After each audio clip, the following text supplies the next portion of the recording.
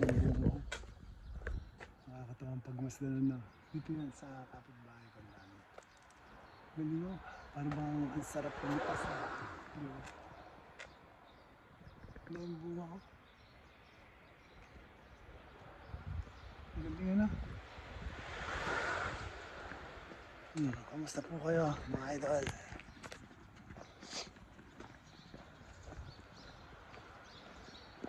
Kamusta po yung bansa natin? Kamusta yung bayan natin?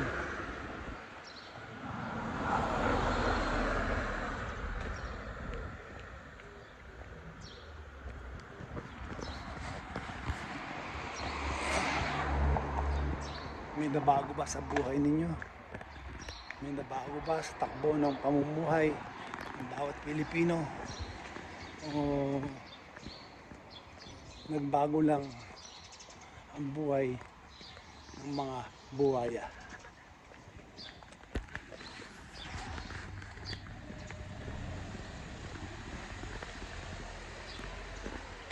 Shoutout po sa lahat ng mga OFW, sa lahat po ng mga manggagawang Pinoy sa mampanig ng mundo. Kamusta po kayo?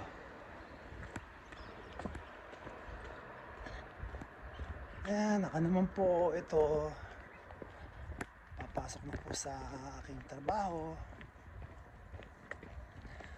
At, papunta na po ako sa station. Train station mga idol.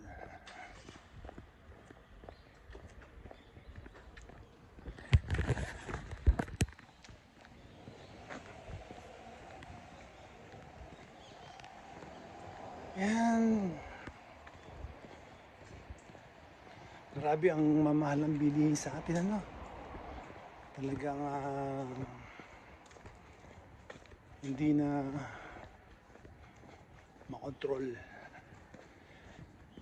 Dito sa Japan, mahal din po bilihin dito. Talagang grabe ang mahal. Pero maganda yung sweldo.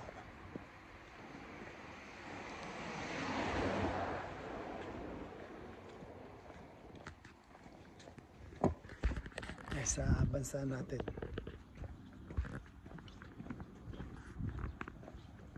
mahal na ang tax. Then balak pandagdagan. Ay, grabe. Parang hindi na yata tama yun. Tapos kukurakutin lang ng mga buhaya. Di ba? Yung mahirap dapat panagutin ang mga nagsasamantala sa kabanang yaman ng bayan. Dapat panagutin yan. Ito. Panagutin, nagkasala, panagutin at bawiin kung ano ang kinuha nila sa kaban ng bayan.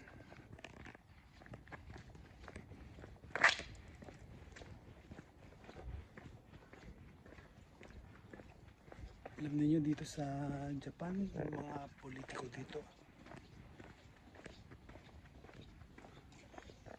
marunong silang mahiya. Pag ayaw na sa kanila ng taong bayan, may delikadesa sila. Bumababa na sa pwesto. Sa Pilipinas,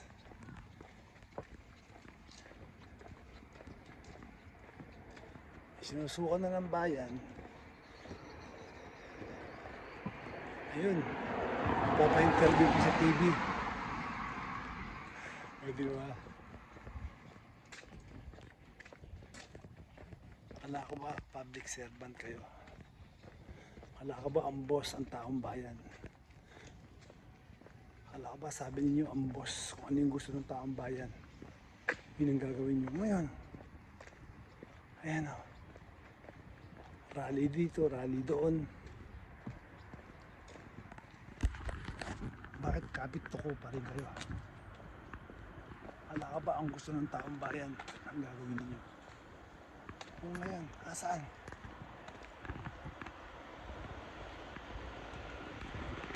paano, see you again.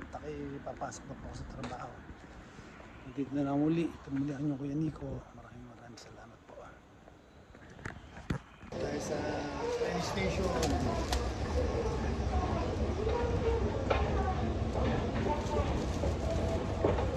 Ayan, dito tayo. Nakita niya, napakabilis sa bullet train. Ang bullet train na yan.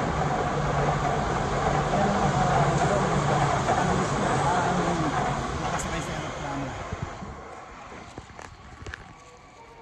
Andito muna tayo, tambay muna ako rito.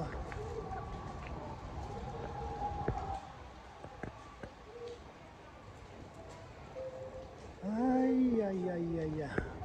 Hindi ba?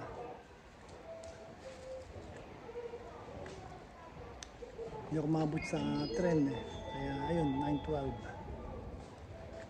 16:12 ang parating ng tren. Local. Sa Akabani na lang ako sasakay. Transfer ko ng Akabani.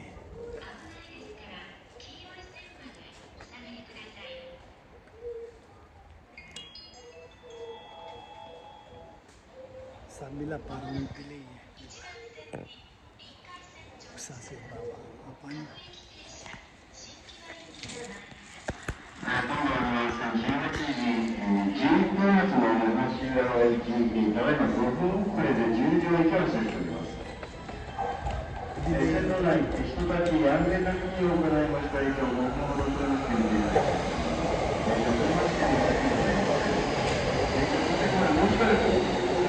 sa Akabani na lang ako, bili yung tren.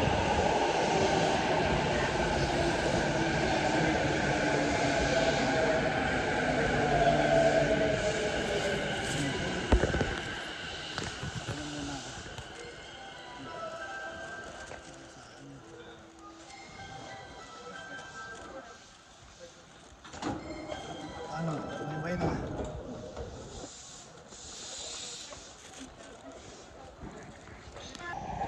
Hi, idol, kumusta po kayo? Ito po, pauwi na po ako galing trabaho. Maghapong kumayod para sa kinabukasan ng mahal sa buhay.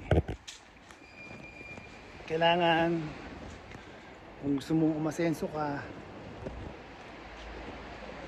magtrabaho ka, magtiyaga ka. Hindi tulad ng mga buhaya na gusto laging busog, laging puno ang bulsa. Iyan ang mga buhaya, walang kabusugan. Ayun, shoutout po sa lahat ng ating mga kababayang mga OFW, mga manggagawang Pinoy. Shoutout po sa lahat ng mga OFW. Ayun, mga kababayan ko rito sa Japan na mga OFW. Kumusta po kayo? Ayan. Medyo malamig na po ngayon. Kaya napansin nyo, medyo naka-jacket na ako. Tsaka naka-long sleeve jacket na manipis. Unti-unti na po lumalamig.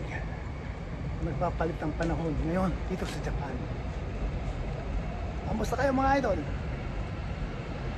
Kamusta po ang takbo ng buhay natin dyan sa bansa natin?